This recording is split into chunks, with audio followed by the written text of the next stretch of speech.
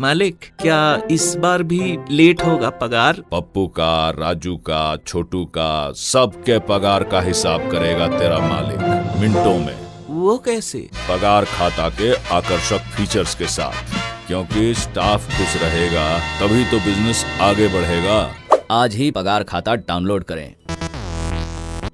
नमस्ते, मेरा नाम सिद्धांत है और दुनिया भर में एक लेटर से बड़ा हल्ला मचा हुआ है। वॉरेन बफे का लेटर है। Warren Buffett Berkshire Hathaway company के मालिक हैं, जाबान निवेशक हैं। इस कंपनी में पैसा लगा देते हैं, दुनिया भर के लोग उसी कंपनी के पीछे दौड़ पड़ते हैं। उस कंपनी के शेयर ऑटो पायलट मोड में भागने लगते हैं। बफे सालाना एक बार खत लिखते हैं। कहने वाले तो कहते हैं कि बफे की चिट्ठी दुनिया भर की बिजनेस की किताबों और निवेशकों की किताबों से बेहतर होती है। इंतजार होता है कि साल साल भर कि वॉरेन बफे की चिट्ठी कब आएगी। अब इस चिट्ठी को दुनिया भर के निवेशक उनकी सोच को समझने के लिए पढ़ते हैं। अब की भी बफे ने चिट्ठी लिखी, लेकिन इस पर विवाद हो गया है और आइए जानते हैं कि चिट्ठी में विवाद क्यों हुआ है।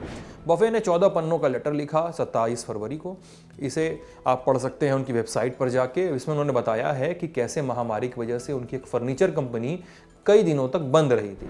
ब्लूमबर्ग से बात करते हुए अमेरिकी शोध कंपनी CFRA रिसर्च के एनालिस्ट कैथी सेफर्ट ने बफे की चिट्ठी को लेकर कहा है कि आप यानी बफे इतनी बड़ी कंपनी के मालिक हैं, आपकी बात मायने रखती है। आपके पास ऐसे बिजनेस हैं जो सीधे तौर पर महामारी से प्रभावित हुए, इंश्योरेंस कंपनियां जो ग्लोबल वार्मिंग और सोशल इन्फ्लेशन से प्रभावित हुई, लेकिन आपने महामारी को लेकर एक शब्द भी नहीं कहा। यह मेरे लिए चौंकाने वाला और निराशाजनक था। ये इसलिए कहा जा रहा है क्योंकि दुनिया भर के बिजनेस प्रभावित हुए। वॉरेन बफे का लेटर इसका जिक्र नहीं करता है। दरअसल 90 बरस के बफे मई 2020 में हुई सालाना मीटिंग के बाद असामान्य रूप से चुप हैं। रिपोर्टों के मुताबिक उन मसलों पर चुप रहे जो उनके ग्रुप के लिए महत्वपूर्ण रहे हैं, जैसे कि इस साल के माहौल में बाजार आदि। जानकार बताते हैं कि महामारी और उसके चलते बिजनेस पर बड़े प्रभाव को लेकर काफी कुछ दुनिया भर में कहा गया, लेकिन बफे की चिट्ठी से बात गायब है। ये इसे राजनीतिक बयान की तरह देख रहे हैं, जिससे कि बफे हालिया सालों में बचते नजर आए थे। हाँ, बफे बिजनेसमैन हैं, वो उससे दूर रहते हैं पॉलिटिक्स वगैरह से। अब मामले को लेकर ब्लूमबर्ग ने बफे की कंपनी से प्रतिक्रिया जाननी चाहिए, जिसका तुरंत कोई जवाब अभी तक तो नहीं आया है।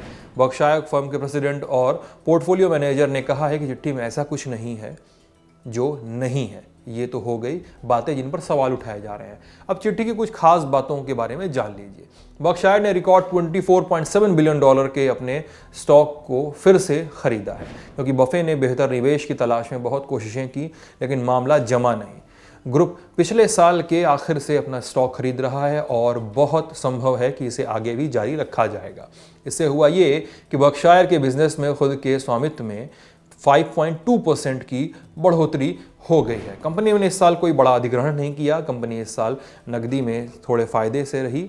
अब चौथी तिमाही में कंपनी $138.3 बिलियन की हो गई है।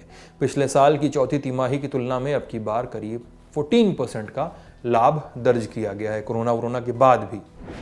अब बर्कशायर ने एप्पल में $120 बिलियन का निवेश किया हुआ है। उसने 2016 में एप्पल में $31.1 बिलियन का हिस्सा खरीदा था। उस वक्त से अब तक कंपनी के लिए एप्पल टॉप 3 एसेट्स में से एक रही है। बफे कहते हैं कि वो टेक्नोलॉजी को अच्छी तरह से समझ नहीं सके हैं, लेकिन उन्होंने हमेशा से टेक्नोलॉजी इन्वेस्टमेंट पर जोर दिया है। एप्पल के साथ ही कंपनी ने अमेजन, स्नोफ्लेक, वेरिजन आदि में निवेश किया हुआ है। बफे ने माना है कि 5 साल पहले प्रिसीजन कास्टपार्ट्स कॉर्प को $37.2 बिलियन में खरीद कर उन्होंने गड़बड़ी कर दी थी। चिट्ठी में उन्होंने बताया कि कंपनी को बहुत ज़्यादा पेमेंट किया गया।